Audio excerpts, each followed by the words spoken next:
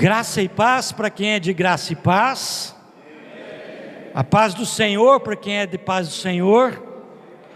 E bom dia para quem é bom dia.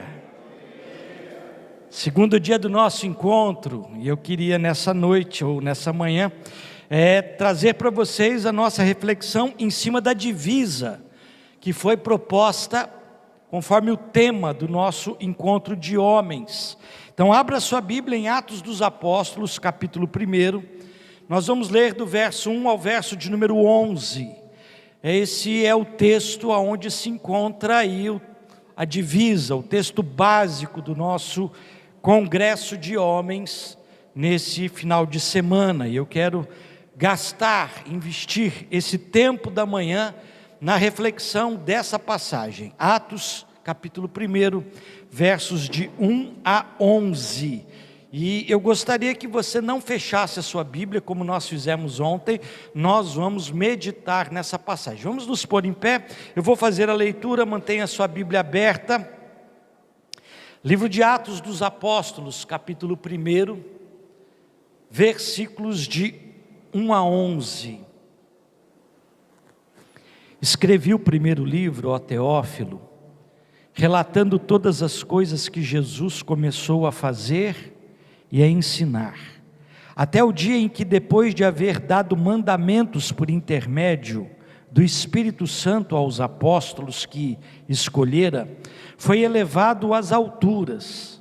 A esses também, depois de ter padecido, se apresentou vivo, com muitas provas incontestáveis, aparecendo-lhes durante 40 dias e falando das coisas concernentes ao reino de Deus.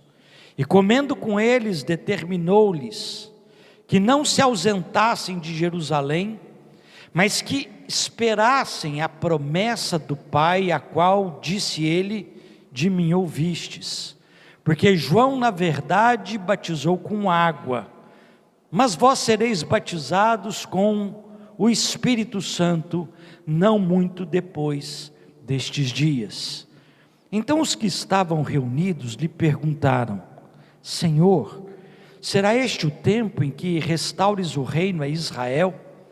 Respondeu-lhes: não vos compete conhecer tempos ou épocas que o Pai reservou para sua exclusiva autoridade, mas recebereis poder ao descer sobre vós o Espírito Santo, e sereis minhas testemunhas tanto em Jerusalém como em toda a Judeia e Samaria e até os confins da terra.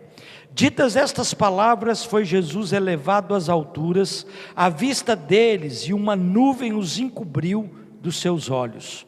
E estando eles com os olhos fitos no céu, enquanto Jesus subia, eis que 2 varões vestidos de branco se puseram ao lado deles. E lhes disseram: varões galileus, por que estás olhando para as alturas? Esse Jesus que dentre vós foi assunto aos céus, virá do modo como vistes subir. Vamos orar ao Senhor. Te bendizemos, ó Deus, por essa manhã, e aqui estamos reunidos e reconhecidos de que, ó Deus, a cada manhã as tuas misericórdias se renovam sobre nós. Obrigado pelo privilégio, ó Deus, de termos a liberdade de meditarmos na tua palavra nesta manhã e nos ajuntarmos como povo do Senhor. E te pedimos nessa hora, Deus, não apenas acolha os nossos louvores em nome de Jesus, mas fale aos nossos corações, edifica as nossas vidas. Nós te pedimos isso para a glória do teu nome em Cristo Jesus. Amém e amém. Podeis sentar. Homens revestidos do Espírito Santo para cumprirem a missão. Esse é o tema da nossa reflexão nessa manhã. Esse é o tema do congresso de homens neste final de semana. A divisa traz para a gente a seguinte proposta: recebereis poder ao descer sobre vós o Espírito Santo, e sereis minhas testemunhas, tanto em Jerusalém como em toda a Judéia, Samaria e até os confins da terra. Pois bem, quando nós olhamos para o livro de Atos dos Apóstolos, nós precisamos entender que nós estamos nesse capítulo 1, vivendo um hiato distinto e diferenciado de tudo aquilo que foi vivido até então. Há uma lacuna, há um buraco, há um gap, como se diz na língua inglesa, entre tudo que foi vivido até então e tudo que seria vivido a partir de então. Ontem nós falamos que Billy Graham, no seu livro Espírito Santo, ele aponta a questão da obra do Espírito Santo na vida do povo de Deus de 3 maneiras. A primeira, no Antigo Testamento, o Espírito está sobre. Depois, nos dias do ministério de Jesus, o Espírito está com o Senhor, o Deus Emanuel. E depois da vinda do Espírito Santo, o Espírito está em nós. Nós somos o templo da habitação do Espírito Santo que está em nós. Mas preste atenção, entre a subida de Cristo e a vinda do Espírito, há um gap, há um buraco. O Espírito não está mais com o Senhor, porque o Senhor foi assunto aos céus. Mas o Espírito ainda não tinha sido derramado definitivamente sobre a igreja, portanto o Espírito ainda não estava em cada um de nós. Como lidar com isso? E é exatamente a importância de ser uma igreja revestida do Espírito Santo, é que esse texto nos faz refletir nessa manhã. Olha para a sua Bíblia. A Bíblia coloca para a gente que uma igreja que ainda não foi revestida com o Espírito Santo, ela é guiada pelos seus medos. João capítulo de número 20, os discípulos estavam trancafiados dentro de casa, tomados de medo, porque os judeus diziam que eles tinham roubado o corpo do Senhor. Uma igreja que não é revestida do Espírito Santo, ela teme as circunstâncias, ela teme os governos, ela teme as perseguições, ela teme os judeus, ela teme o que se diz a respeito dela. João capítulo 20, é só você voltar aí 2 páginas na sua Bíblia, versículo de número 19, diz: ao cair da tarde daquele dia, o primeiro da semana, trancadas as portas da casa, estavam os discípulos com medo dos judeus. Enquanto a igreja não é revestida do alto, não é visitada do alto, não é tomada pelo Espírito de Deus, o que vai guiar esta igreja são os seus medos. Medos de um problema financeiro, faz com que muita igreja não invista de maneira generosa e regalada na obra do Senhor. Conheço igrejas que têm dinheiro aplicado na bolsa de valores, dinheiro aplicado em fundos de rendimento, mas não aplica na obra do Senhor, não aplica o seu dinheiro na obra do Senhor, porque tem medo de uma reviravolta circunstancial e a igreja passar necessidade. Às vezes nós vivemos tomados de medo que nós devemos nos calar. Pedro e João foram levados perante o Sinédrio. O Sinédrio então questiona aqueles 2 pescadores que foram discípulos de Jesus e diz a estes 2: nós ordenamos que vocês não falem mais a respeito de Jesus. Mas naquele momento a igreja já havia sido revestida, contaminada, encharcada com o poder do Espírito. O que é que Pedro e João dizem ao Sinédrio? Nós não podemos deixar de falar das coisas que vimos e ouvimos. Uma igreja revestida do alto não tem medo das circunstâncias. Mas não era o caso desses discípulos naquele primeiro momento. O que dominava os seus corações era o medo. Curiosamente, nós temos feito a leitura de toda a Bíblia em casa. Nós já lemos todo o Novo Testamento, terminamos a semana passada, e já estamos bem avançados também no Antigo Testamento. Estávamos lendo essa semana o livro de Juízes, e estávamos meditando em casa, eu e Jaqueline, sobre Gideão. É curiosa a história de Jerubaal, ou Gideão. Gideão estava malhando trigo no lagar, no lugar onde se pisava as uvas, escondido no meio do parreiral, porque ele estava tomado de medo dos midianitas. E aí aparece o anjo do Senhor para Gideão e diz: o Senhor é contigo, homem valente. E Gideão responde para o anjo do Senhor: veio no endereço errado. Não há ninguém valente aqui, eu estou morrendo de medo dos midianitas. E se o Senhor é conosco, o que é feito das tuas promessas? Preste atenção, nos lábios de Gideão está a realidade de muita igreja que precisa buscar o revestimento do Espírito Santo. Nós tememos as circunstâncias, nós temos medo dos midianitas, nós nos trancafiamos dentro de uma casa com medo dos judeus. Mas há uma segunda característica que esse texto nos fala. Uma igreja que ainda não recebeu o revestimento do Espírito Santo, ela busca simplesmente viver para satisfazer as suas necessidades institucionais. Preste atenção nisso. Ela não apenas tem medo da circunstância, das adversidades, da conjuntura, mas ela também passa a viver simplesmente para satisfazer as suas necessidades institucionais. Se você prestar atenção no capítulo 1 de Atos, antes de Jesus ser elevado aos céus, antes de Jesus ser assunto aos céus, ele dá uma ordem aos discípulos. Ele diz: não se ausentem de Jerusalém, até que do alto sejais revestidos do Espírito Santo. O que é que os discípulos fizeram? Ficaram em Jerusalém. Mas aí o que é que eles fizeram?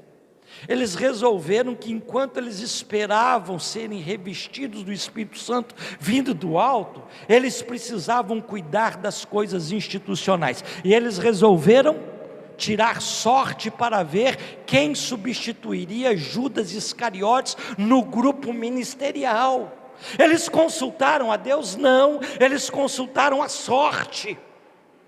Eles escolheram Matias para cobrir uma lacuna institucional. Qual texto bíblico fala de Matias? Qual texto cita Matias na obra do Evangelho?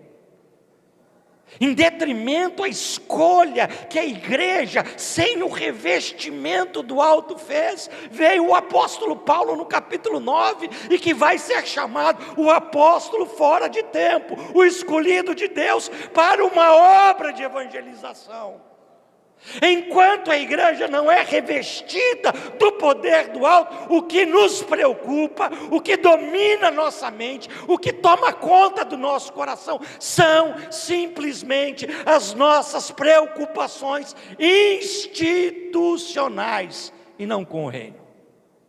Estamos preocupados com instituição, estamos preocupados com denominação, estamos preocupados com a nossa organização eclesiástica.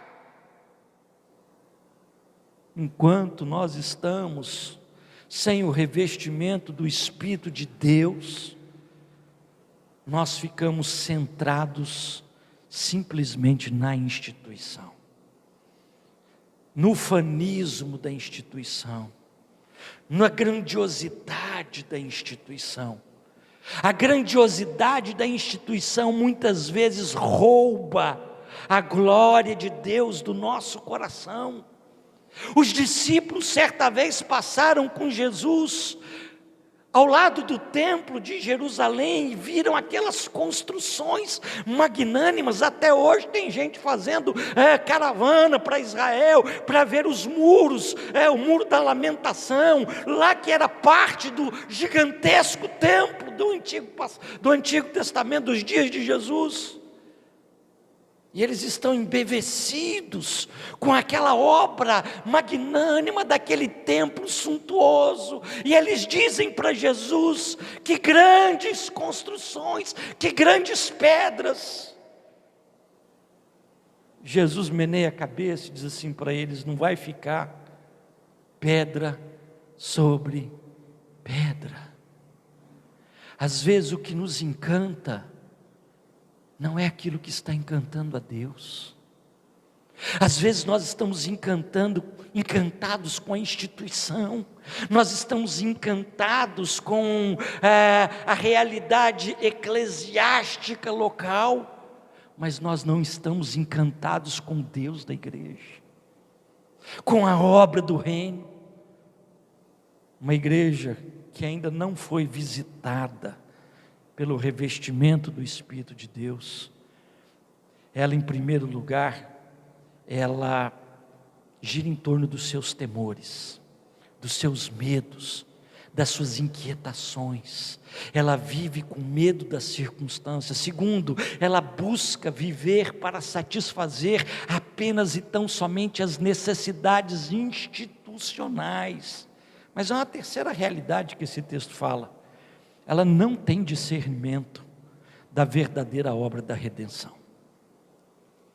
Ela não tem discernimento da verdadeira obra da redenção.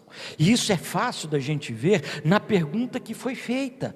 Verso de número 4 diz: e comendo com eles, determinou-lhes que não se ausentassem de Jerusalém, mas que esperassem a promessa do Pai, a qual disse ele: de mim ouvistes. Verso de número 6, na sequência dessas palavras de Jesus, os discípulos dizem: então os que estavam reunidos lhe perguntaram: será este o tempo que vais restaurares o reino a Israel? Jesus estava falando de uma obra de Deus na vida do mundo. Eles estavam preocupados com a obra política nacional. Jesus estava falando da salvação da humanidade em todo tempo e época. Eles estavam preocupados com a instituição do reino de Israel.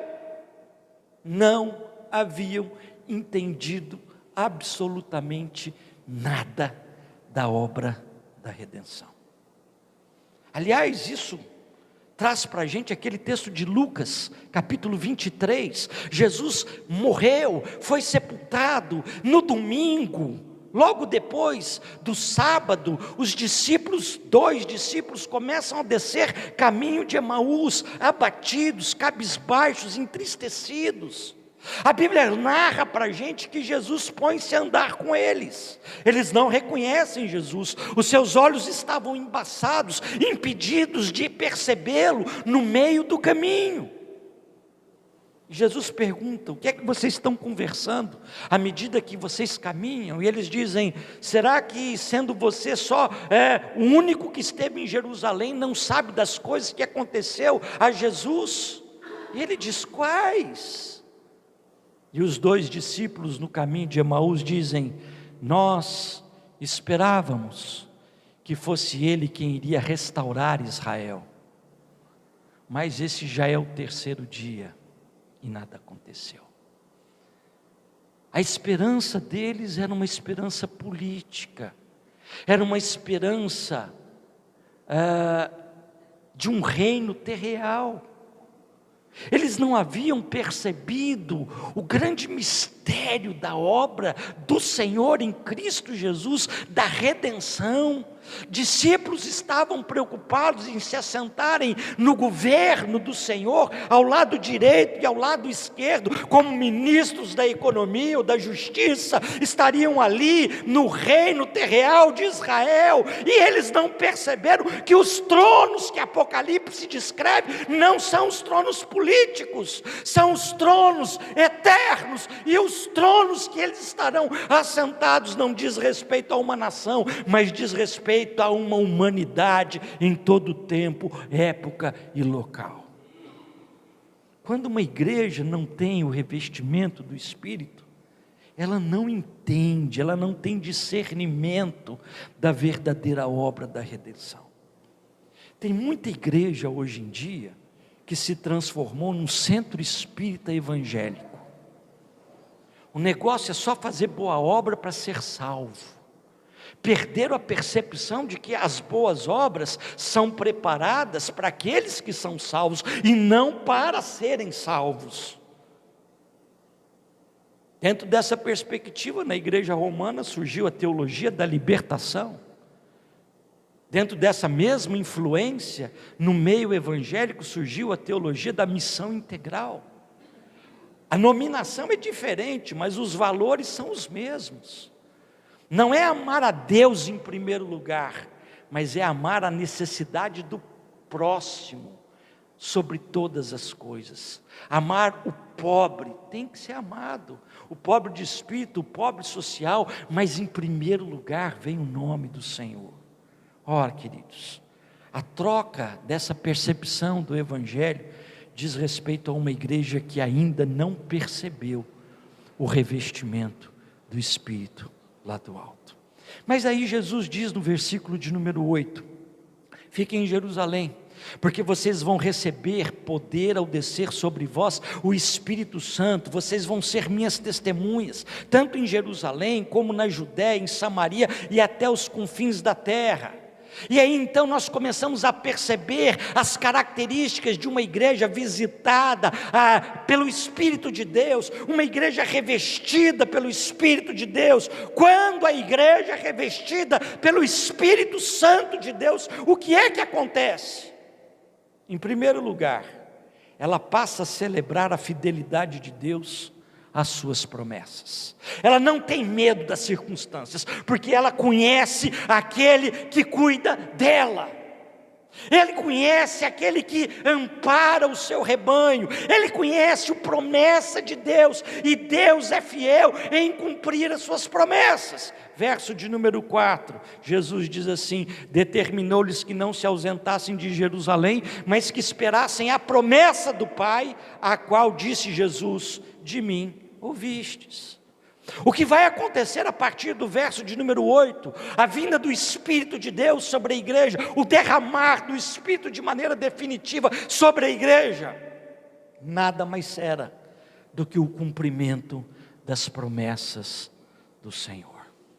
Céus e terras poderão passar, mas as minhas palavras não passarão.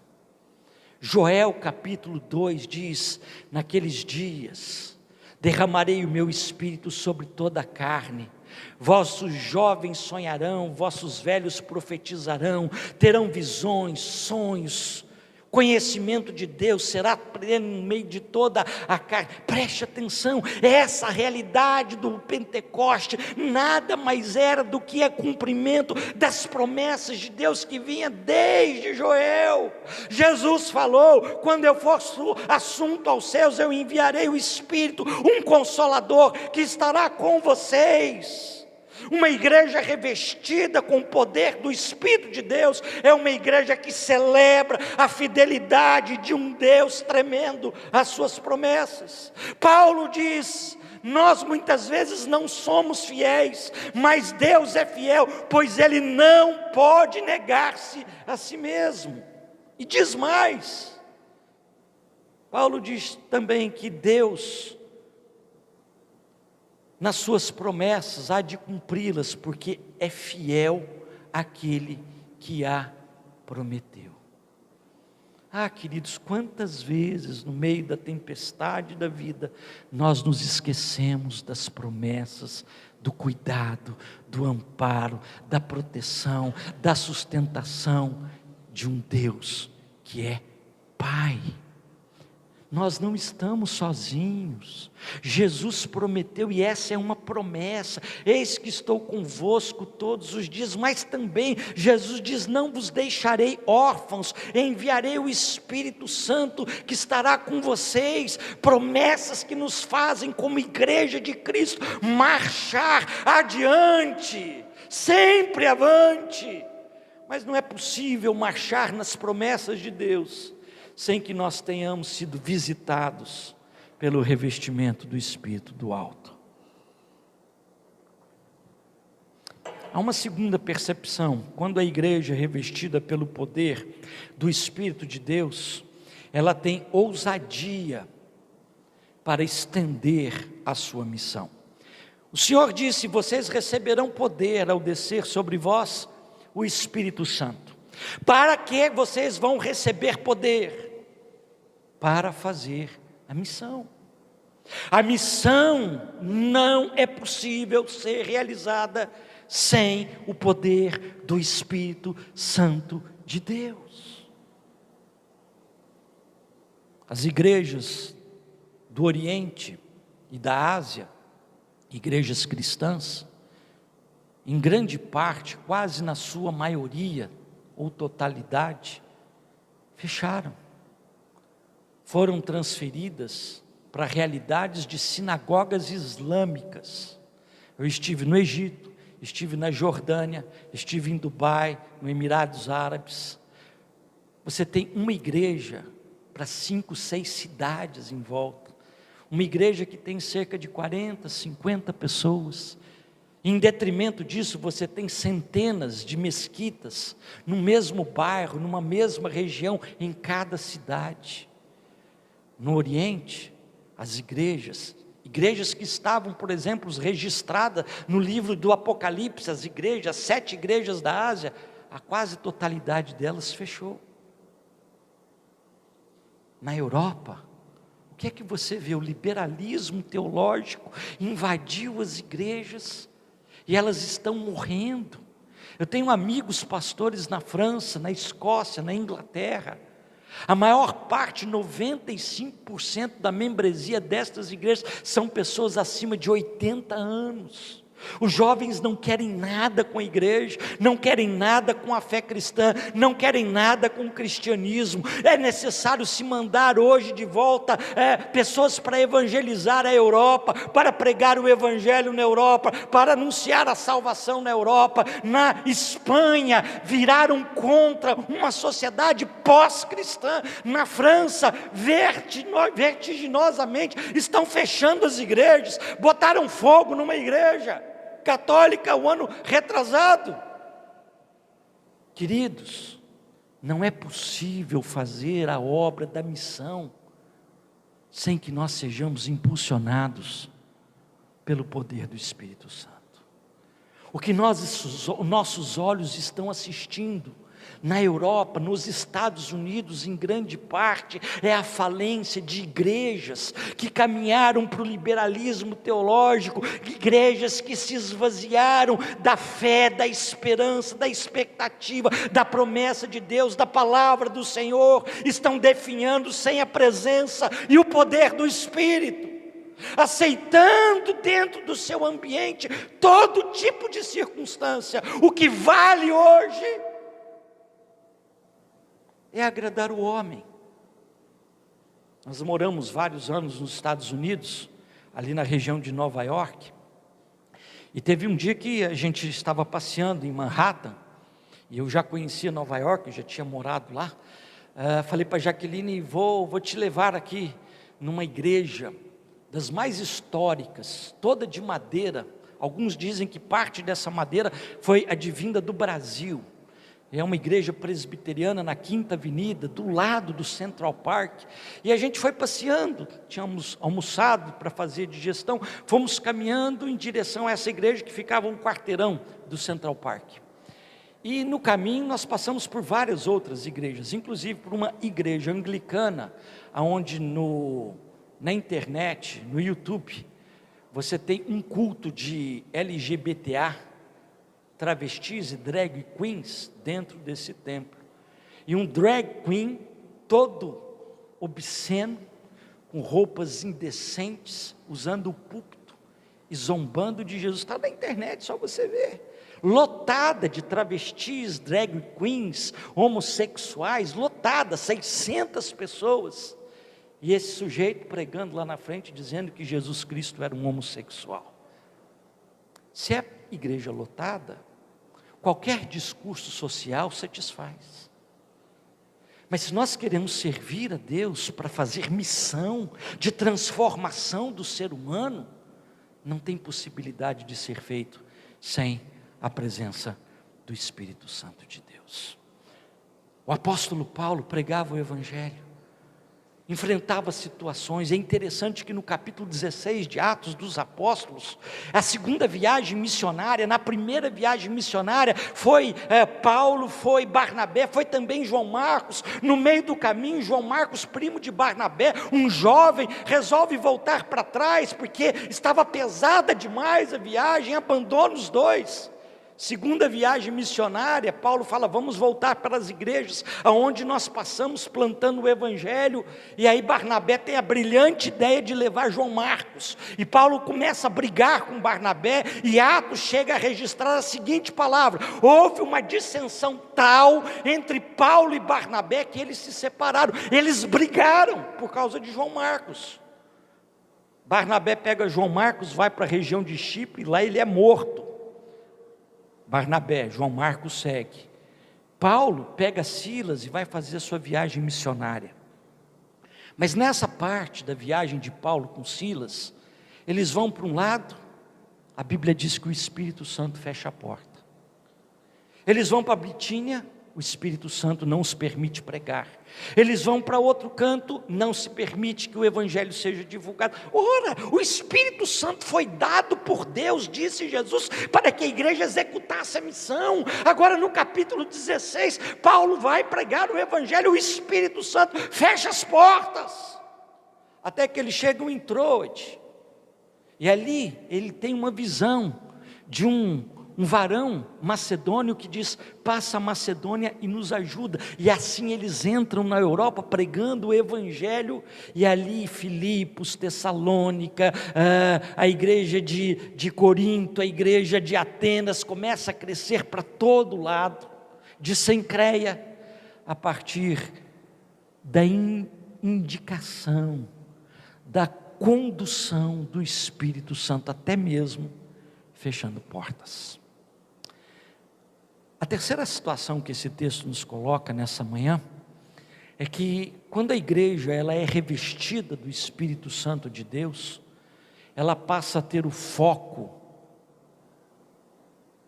inegociável na glória de Cristo. Olha que o texto diz assim, que a missão se estenderia por Jerusalém. Mas é interessante que em Atos dos Apóstolos, a igreja começa a pregar o Evangelho em Jerusalém, assim que ela é revestida do alto, do Espírito de Deus, ela prega o Evangelho, 3.000 se converte, depois 5.000 se converte, e a igreja é dita as seguintes palavras, contava com a simpatia de todo o povo, e acrescentava-lhes o Senhor dia a dia os que iam sendo salvos. Estava bom demais em Jerusalém, confortável, a sociedade os acolhia, as pessoas se convertiam, mas não era o projeto de Deus. Tem que sair de Jerusalém, tem que ir para a Judéia, tem que ir para Samaria, tem que ir para os confins da terra, mas a igreja não queria sair de Jerusalém, e aí Deus levanta, suscita uma perseguição, e aí esparrama cristão para todo canto do reino, do Império Romano, gente vai parar no outro canto do mundo, pregando o Evangelho, cumprindo a missão. E o livro de Atos dos Apóstolos tem como índice exatamente esse texto. Capítulo 2, recebereis o poder do Espírito vem sobre eles, falam em línguas, profetizam, anunciam, conforme Atos 1:8. Aí eles são testemunhas em Jerusalém, aí o texto vai dizendo, A morte de Estevão em Jerusalém, a pregação de Pedro em Jerusalém, depois eles vão para a Judéia, depois eles vão para Samaria, depois eles vão para os confins da terra. Paulo chega no capítulo final de Atos dos Apóstolos, ele está preso na cidade de Roma, na sua própria casa, aguardando a sua sentença, e ali prega o evangelho. Roma era os confins da terra. E é exatamente isso que acontece no livro de Atos. Você tem um índice, mas uma coisa que o texto de Atos nos apresenta, é que uma igreja, quando ela tem o revestimento do Espírito de Deus, o foco é a glória de Cristo. O foco é a glória de Cristo. É muito fácil hoje em dia a igreja querer trocar a glória de Deus por qualquer outra glória. Atos dos Apóstolos fala para a gente que Estevão pregou o evangelho, Paulo ouviu o evangelho e estava ali testemunhando da sua morte, do seu apedrejamento, e a Bíblia diz que ele olhava e contemplava os céus abertos e a glória de Deus, enquanto estava sendo morto em o nome de Jesus. O primeiro mártir do cristianismo é um diácono, pregador do evangelho. Mais do que isso, era um homem que mesmo diante da morte era capaz de ver a glória de Cristo. Ora, o texto diz para a gente no verso 8: sereis minhas testemunhas. O foco da missão é a glória de Cristo, é sermos testemunhas de Jesus. É Jesus que tem que ser glorificado, não são os ministérios pastorais, terreais, eclesiais, não é isso ou aquilo, é Jesus. O que eu vou falar aqui vai chocar muita gente, mas eu preciso falar. A primeira missão da igreja não é pregar o evangelho. A primeira missão da igreja é adorar a Deus. Jesus diz assim: o Pai procura adoradores que o adorem em espírito e em verdade. Qual é o fim principal do homem?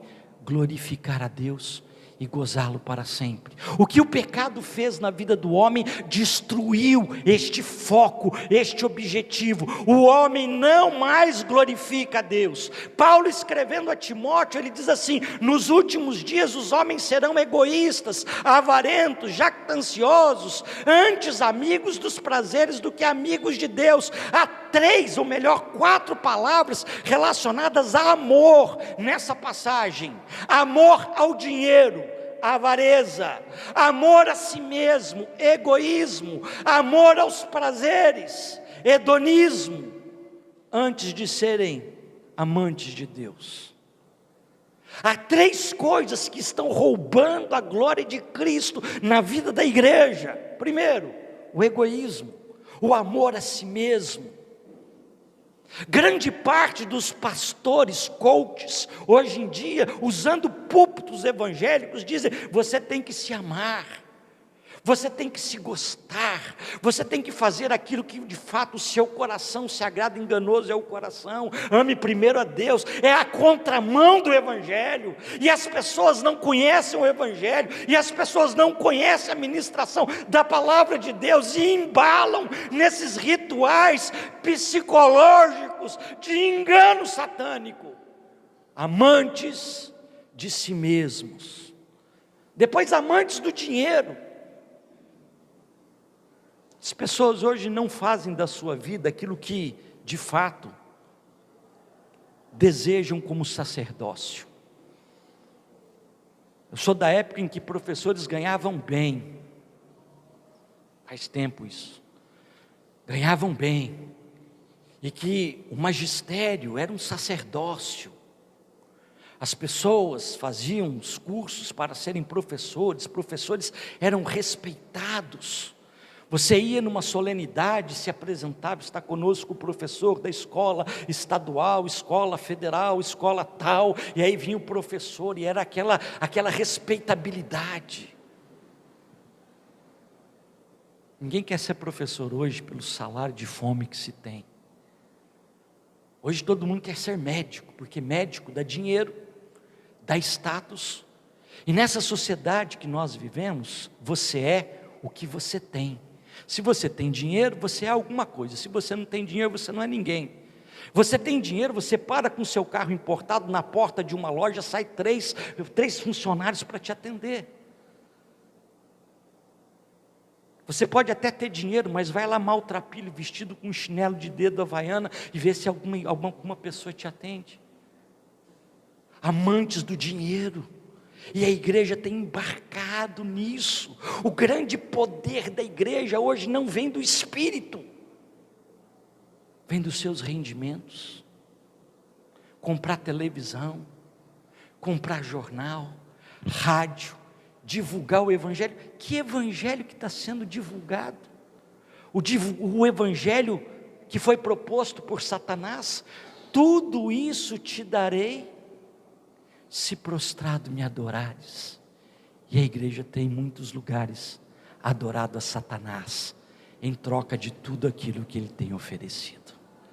Quando a igreja é tomada pelo Espírito de Deus, o foco inegociável é a glória de Deus, é a glória de Deus, tão somente a glória de Deus. Paulo diz: longe de mim gloriar-me em qualquer outra coisa, senão na cruz do nosso Senhor e Salvador Jesus Cristo. Tudo quanto fizeres, seja em palavra, seja em ação, fazei para a glória de Deus.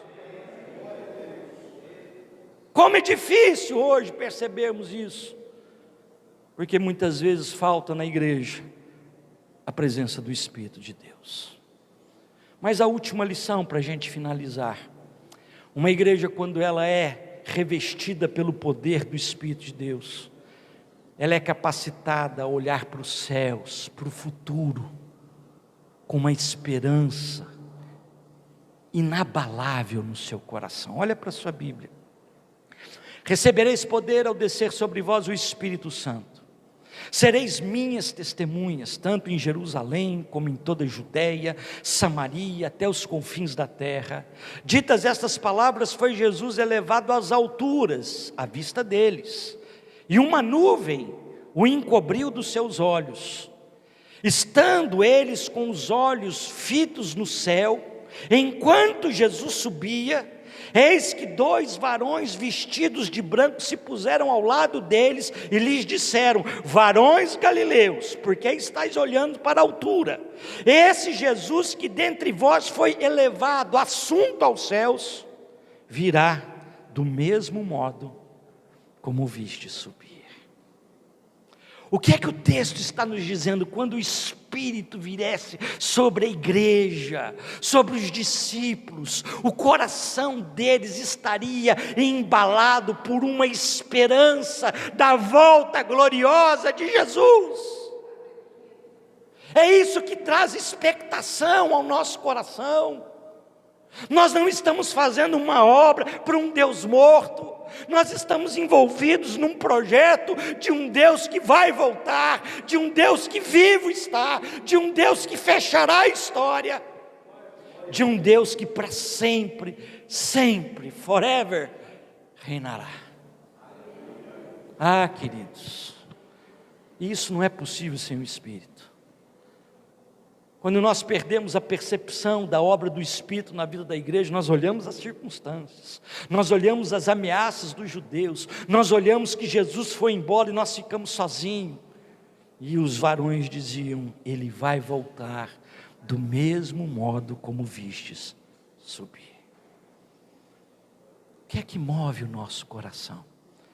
Jesus contou algumas parábolas quando falava de vigilância, e ele dizia a respeito de alguns homens que tomaram conta da terra para um senhor, para um proprietário, e esse proprietário mandou os seus servos para buscarem os rendimentos daquele campo, e eles mataram os seus servos, e depois ele mandou o seu próprio filho, e eles mataram o filho do dono da vinha. E é interessante que entre as parábolas contadas sobre vigilância, há uma em que Jesus diz exatamente isso, em capítulo 24 de Mateus. Ele fala a respeito de que homens pararam para espancar os seus conservos e a beberem com ébrios. A igreja perde o foco nos céus. e a igreja passa a ser governada pelos seus prazeres terrenos. A igreja só é capacitada a celebrar com esperança a volta do Senhor quando ela é conduzida, impulsionada, direcionada, sustentada pelo Espírito Santo de Deus. Bom, é muito legal a gente falar isso quando a gente trata de igreja, e aí a gente fala de corpo vivo de Cristo, como uma realidade plural. Mas a gente precisa entender que igreja também somos cada um de nós juntos.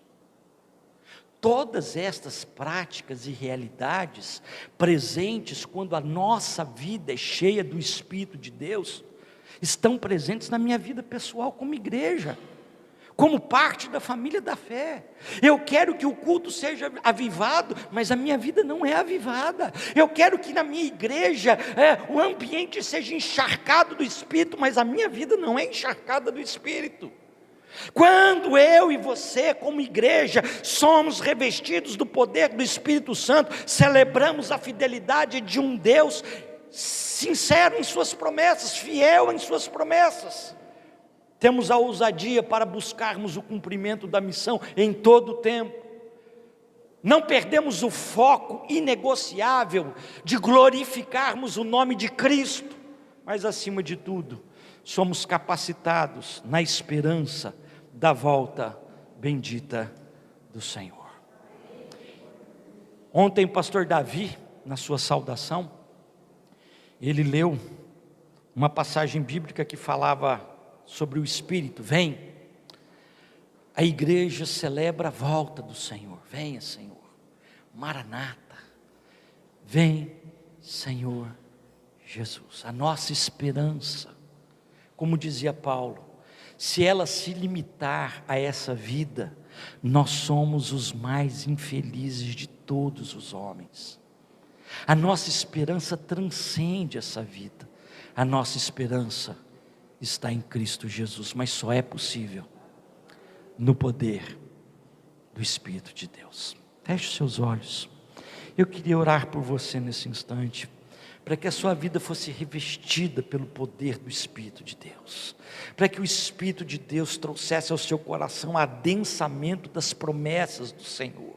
Elias foi pregar diante de Acabe, e não há um versículo na Bíblia que diga que Elias recebeu aquela incumbência da parte de Deus. Elias simplesmente viu o cenário, ele viu as promessas de Deus se cumprindo, ele viu que quando entraram na terra da promessa, Josué amaldiçoara a cidade de Jericó, quem construísse a cidade perderia os filhos, no momento do assentamento da obra, no momento do término da obra, e isso 700 anos depois se cumpriu, nos dias de Elias. Ele viu que Deus era fiel às suas promessas, e ele vai lá diante do palácio de Acabe, e anuncia que não haveria chuva conforme a promessa. Nós precisamos desse espírito, de homens e mulheres guiados por um Espírito de Deus, nas suas promessas, na missão, na esperança da glória eterna, mas acima de tudo no foco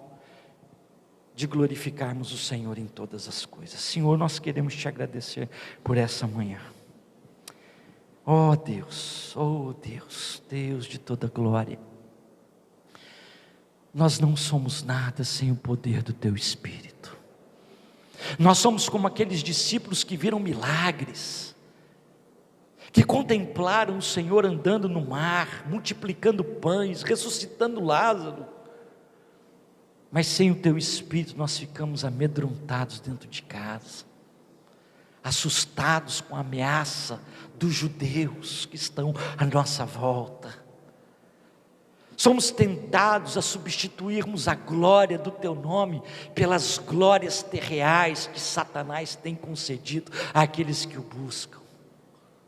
Oh Deus, tem misericórdia da tua igreja. Em anos onde os nossos olhos contemplam a apostasia na Ásia e na Europa, parte da América do Norte também caminha a largos passos para essa realidade. Tens misericórdia da tua igreja no Brasil.